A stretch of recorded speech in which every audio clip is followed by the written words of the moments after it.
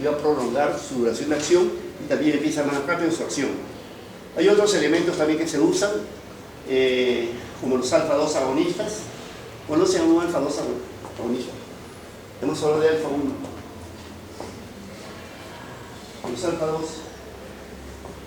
Los alfa-1 producen vasoconstricción. Existen alfa-2 que son vasos, ¿no? Vasoconstrictor, como la cloridina, la dexmetomidina. La dexmetomidina es un fármaco prácticamente de futuro, es muy bueno la dexmetomidina, que se utiliza en infusión, y por ahí yo siempre escucho apoptosis. Es el único fármaco que no produce apoptosis. El propofol que mencioné al principio, poca apoptosis, y los otros medicamentos sí pueden producir apoptosis, o sea que hay que tener mucho cuidado esa parte. La siguiente. Bueno, ustedes pondrían harían una función lumbar a una persona que tiene fibrilación auricular y que está tomando Apixaban.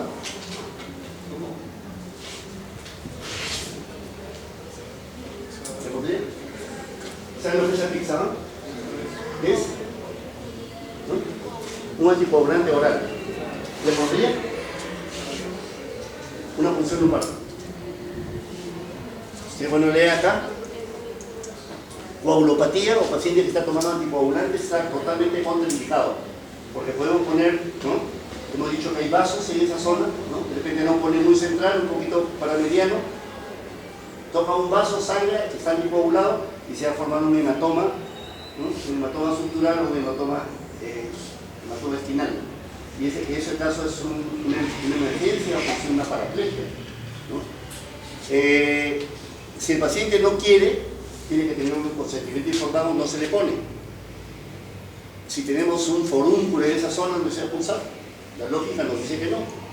Y cuando hay un paciente con una gran hipertensión intracraniana, un tumor cerebral, tenemos el peligro de que se vaya a clavar esa persona, ¿no? Entonces está contraindicado, y hay contraindicaciones relativas. Ya hablamos de hipovolemia, por lo que se produce vasodilatación. En los casos de septicemia, sabemos también que la resistencia vascular sistémica está disminuida. Si le ponemos una regional, vamos a llevar al paciente al colapso, ¿no? El siguiente. Complicaciones. Si entramos, hemos dicho ya un poquito lateral, el paciente puede tener una parestesia, ¿no? Entonces, ¿qué tenemos que hacer? Retirar la aguja y esperar que le pase la parestesia. No podemos infiltrar el anestésico local cuando hemos colocado parestesia, porque podemos colocar una inyección intranerviosa, ¿no? Intranervio, y eso va a ser neurotóxico. Hay síndromes neurológicos transitorios que aparecían después de la cirugía, cuando se había puesto una anestesia raquídea, como por ejemplo con lidocaína. Por lo tanto, la lidocaína dejó de utilizarse, lidocaína pesada, como agente anestésico para raquídeas, y se cambió a bupivacaína. Ya hemos hablado del hematoma espinal epidural, hablamos también de la cefalea, ¿no? Imagínense que ustedes ponen un epidural que vieron que era un calibre G18 y en forma inadvertida se pasaron la una madre y la perforan, ¿no? Entonces va a quedar un orificio mucho más grande y un dolor de cabeza significativo para el paciente y también para el médico, porque es un dolor que a veces no pasa, ¿no? O sea, le duele al paciente y le duele al médico que puso ese tipo de punción lumbar. Y acá catastrófico, un síndrome de Caudequina, donde el paciente tiene todas esas complicaciones que hemos visto, por ejemplo, con problemas de micción, ¿no? No poder miccionar, hay incontinencia, relajación de esfínteres, ¿no? Puede ser con una aracnoiditis, nos equivocamos del medicamento que le pusimos, ¿no? Entonces se puede provocar un síndrome de Caudequina. La siguiente. Diferenciando las dos técnicas, ¿no? Entonces acá las dos son por punción lumbar, acá el calibre es delgado, calibre grueso, la punta es un poco roma para no perforar, pero si entramos muy rápidamente, toscamente, podemos perforar de una madre.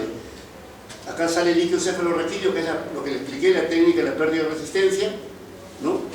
Esa es la dos, en la clase de anestésicos locales explicamos que se puede utilizar un vasoconstrictor como la adrenalina. Y la adrenalina, cuando inyectamos en un vaso, vamos a tener los efectos anti-beta adrenalina. Acá se hace una prueba, cuando llegamos al espacio epidural, hacemos una dosis de prueba, un poquito de lidocaína, un poquito de epinefrina con lidocaína, y monitoreamos al paciente.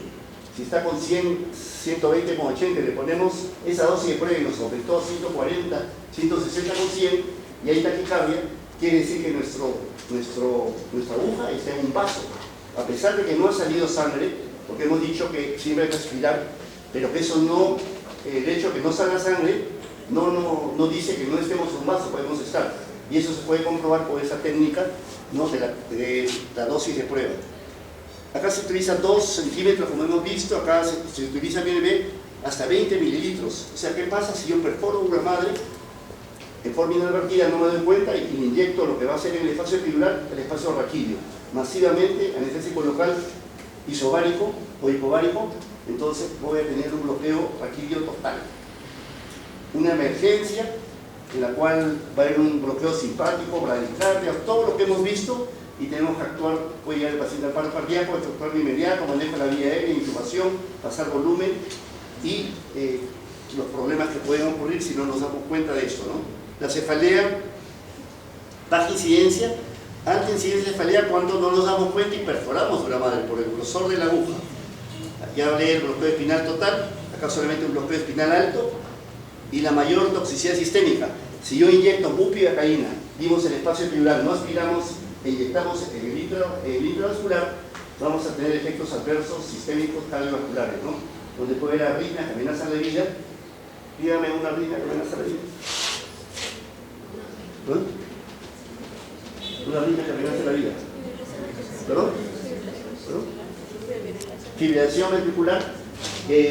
Vamos a revisar en la práctica también nosotros de RCP, pero en ese caso particular, que sería una de las 5 T's de paros cardíacos, vamos a revisar 5H, 5 T's, ¿no? Ecotóxicos, ¿no? En este caso sería con el anestésico local, bupivacaína, que no sale con la descarga, ¿no? La trajeron el día, no sale, tenemos que utilizar un antagonista específico, que es una solución lípida, ¿no? El intralípida 20%, ahí han escuchado el podcast, que se comporta, absorbe la bupivacaína y la saca del lugar donde está actuando. ¿Dónde actúa el anestésico local? ¿Dónde actúa? ¿Dónde actúan? Los anestésicos locales tipo MIA.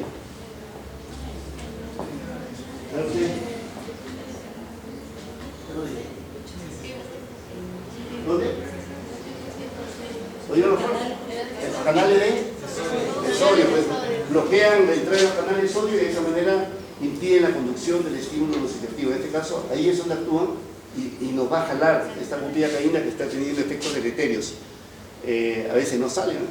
La siguiente. Listo. 5:22 tenemos. ¿Cómo? ¿Podemos?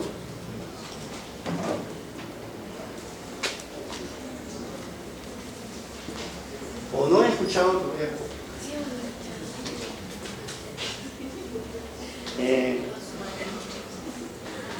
Bueno, ahí está ya. Bueno, el audio es no, ese es el, acaba de ver, ese es el mapa mental, ¿no? Si ustedes aprietan, entonces, vamos a entrar, no, hay que ver el audio. ¿Al principio? No, antes, ahí está. Creo que es Bienvenidos a una nueva inmersión guiada. Hoy nos metemos de lleno en la anestesia neuroaxial.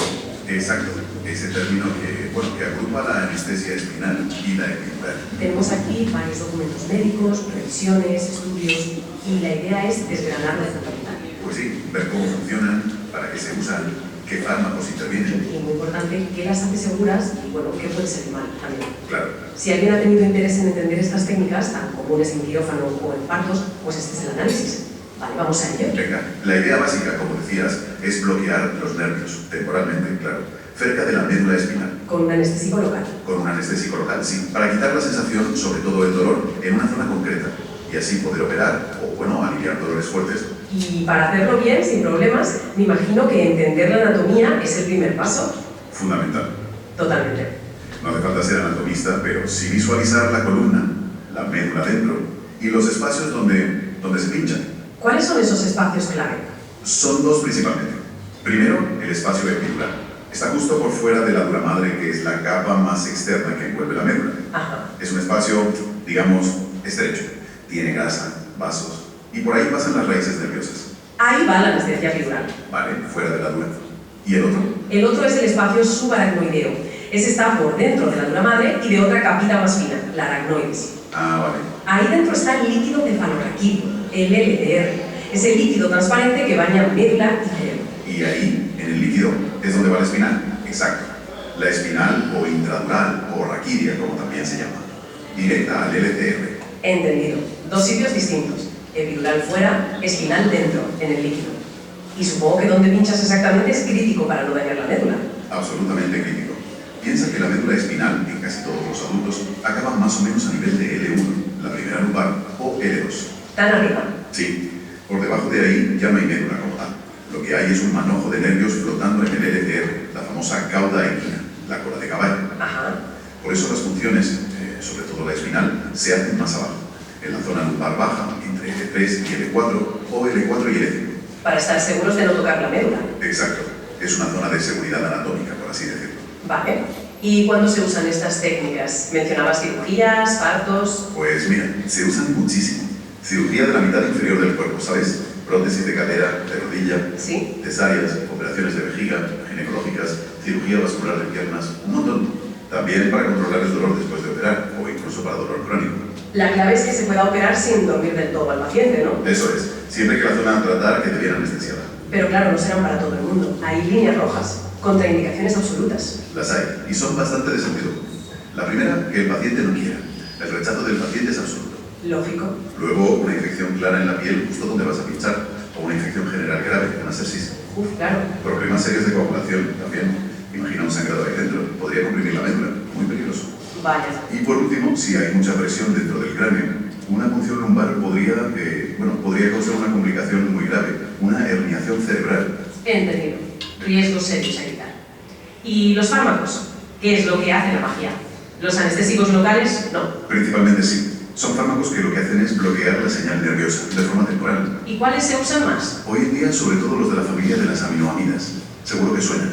Bupivacaína, ropivacaína. Sí, me suenan. Antes se usaban más los aminoésteres, como la tetracaína. Y aún se usa la 2-clorobrocaína, para bloqueos que necesitemos que duren muy poquito. He leído un concepto que parece clave en la anestesia espinal. La varicidad.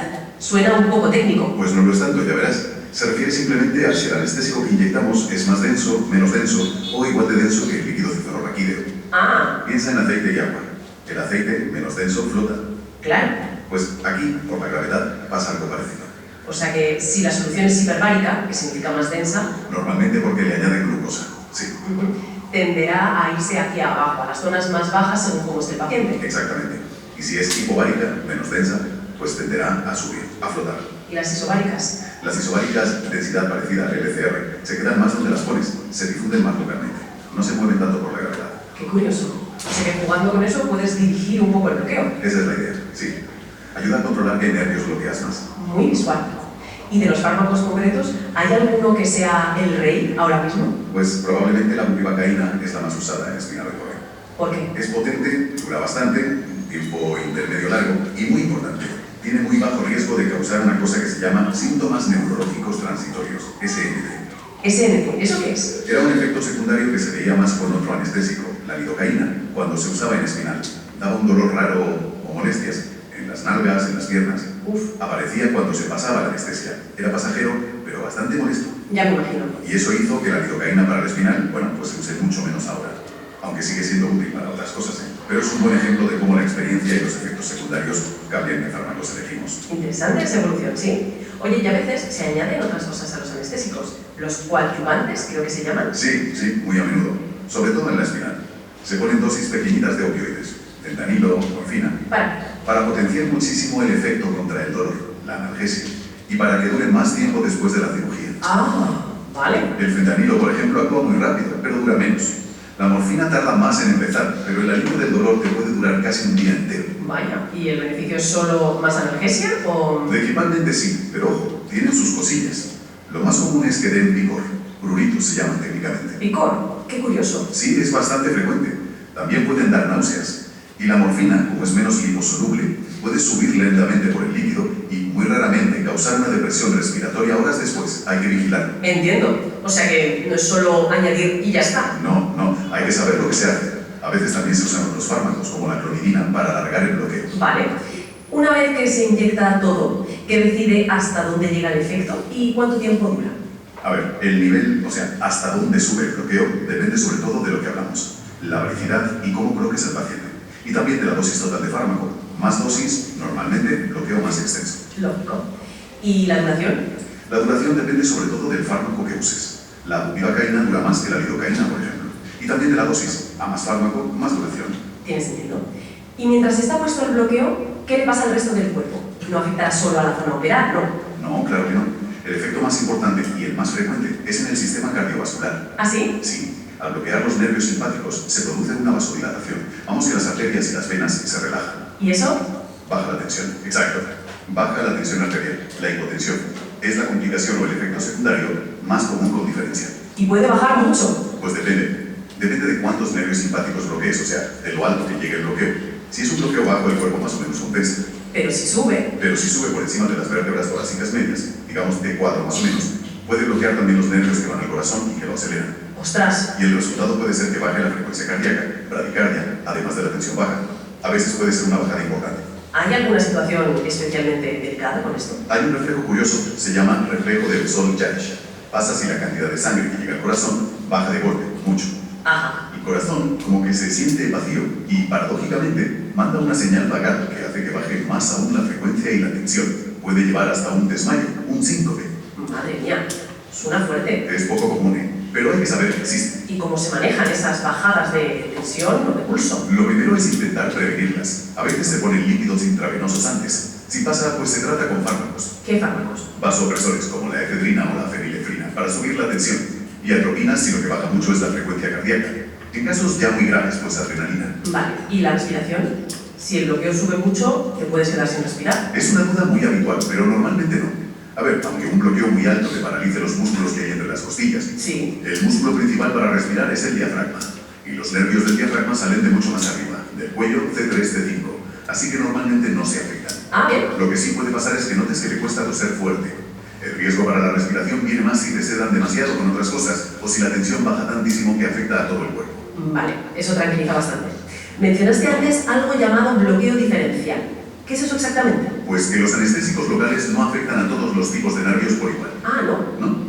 Las fibras más finitas, las del sistema nervioso autónomo, el simpático, y las que llevan el dolor y la temperatura, esas se bloquean antes y con menos anestésico. Ya. Las fibras motoras, las que mueven los músculos, son más gordas y necesitan más concentración y más tiempo para bloquearse. Ajá, y eso será útil, imagino. Utilísimo.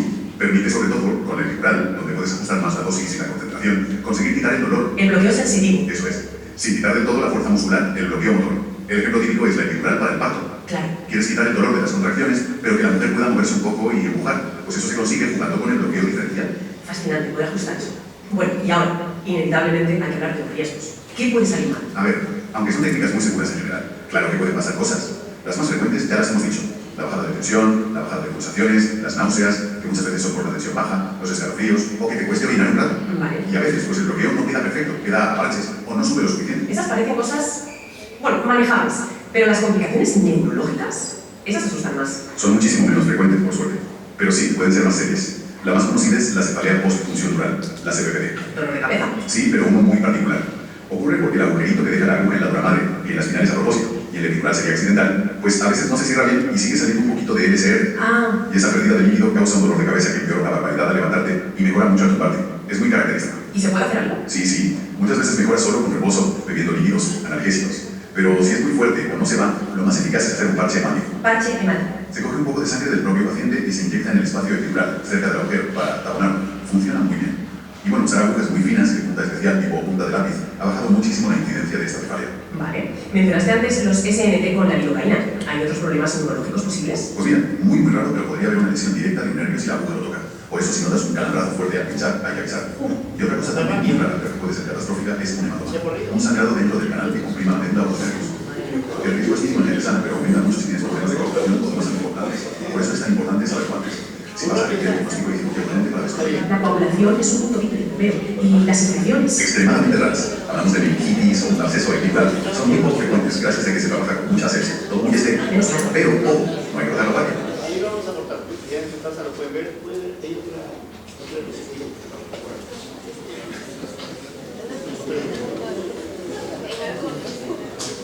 preguntas nomás.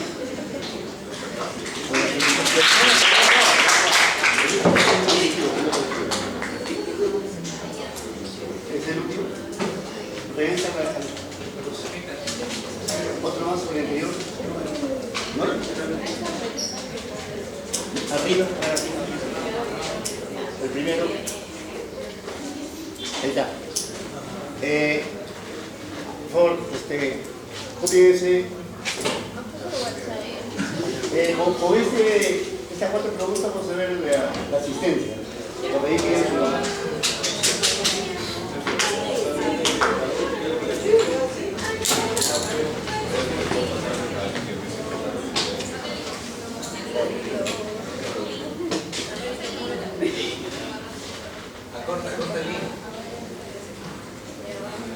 de esa manera vamos a ver la asistencia.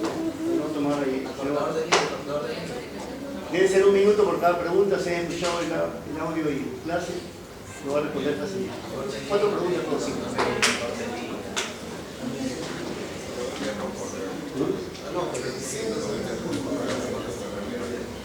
¿No puede entrar con esto?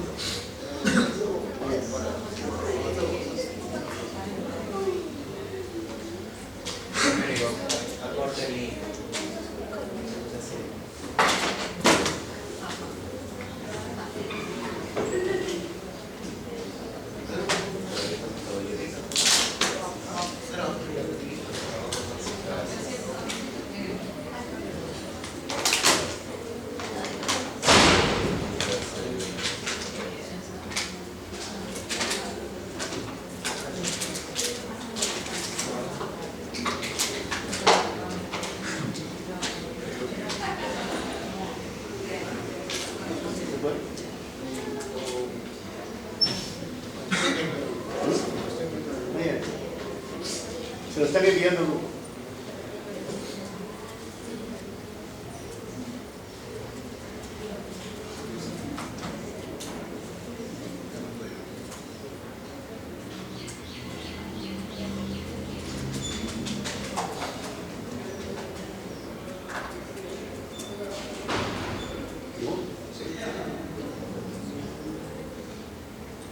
Les llegó a todos, ¿no?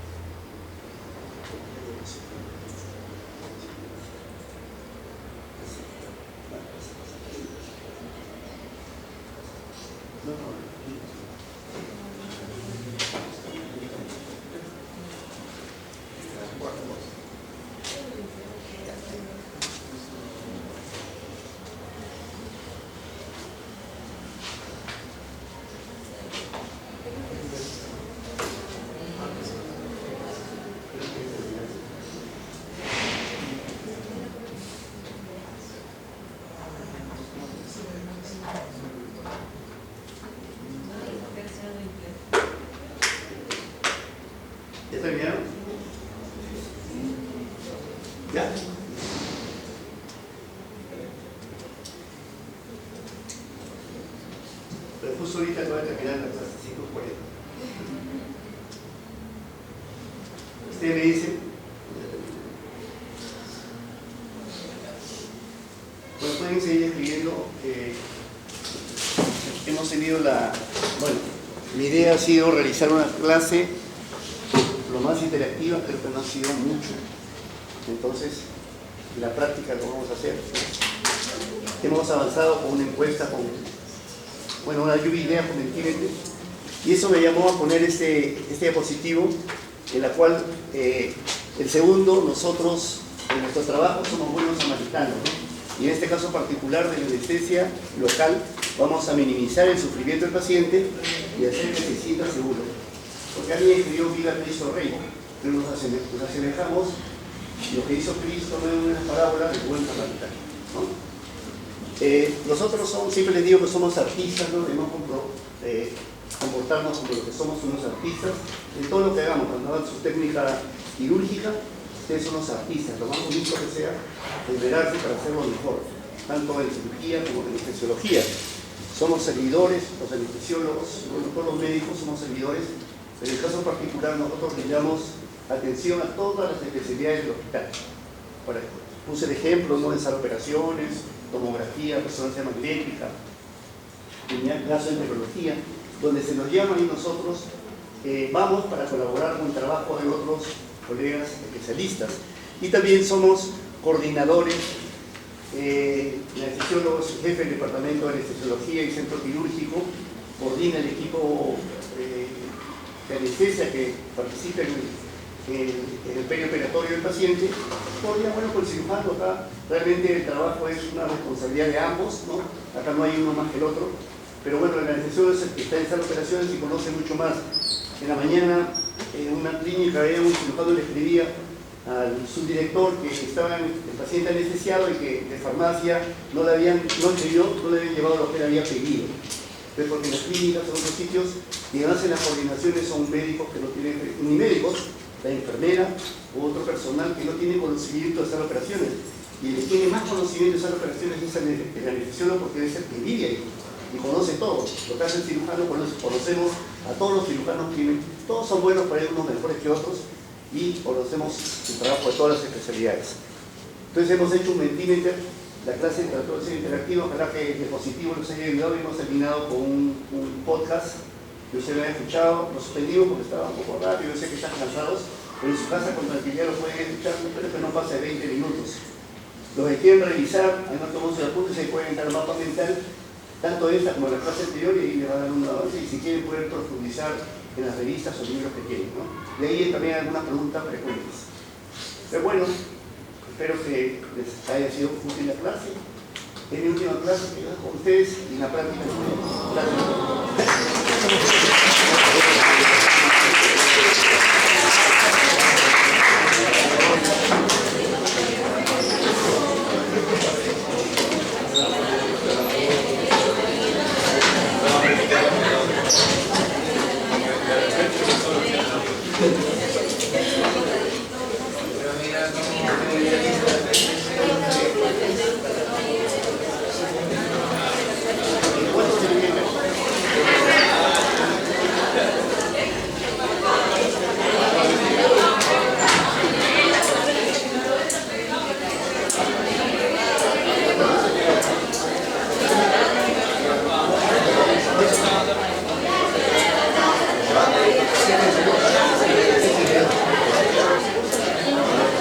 Gracias.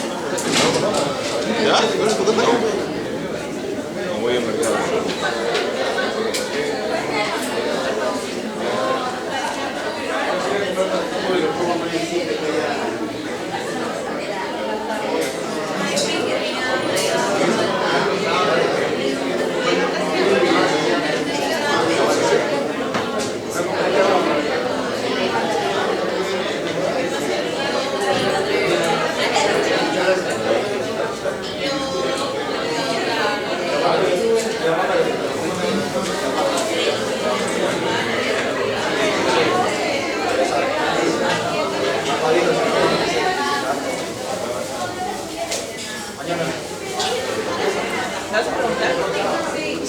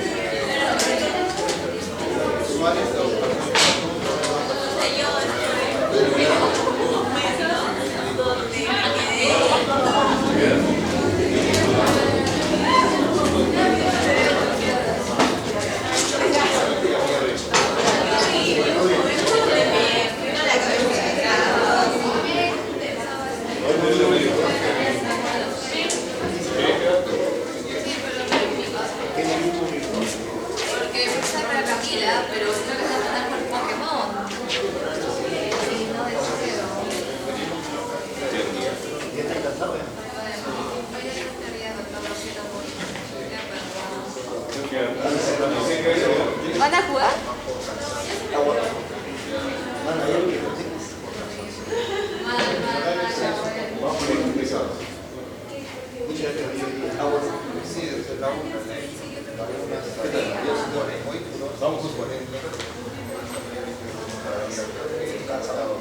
No, Gabriela, ya. Tienes que comprar tus cosas. Mañana sale a compartir. Yo no sé qué voy a comprar. Yo le dije a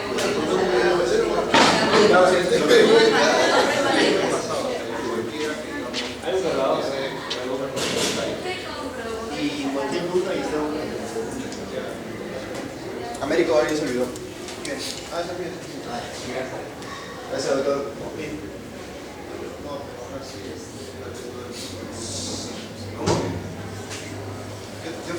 Yo también quería que usualmente los audios los colocaban en un punto, pero también estaba muy cansado. Por eso, o sea, con eso, yo también me confundo. si dura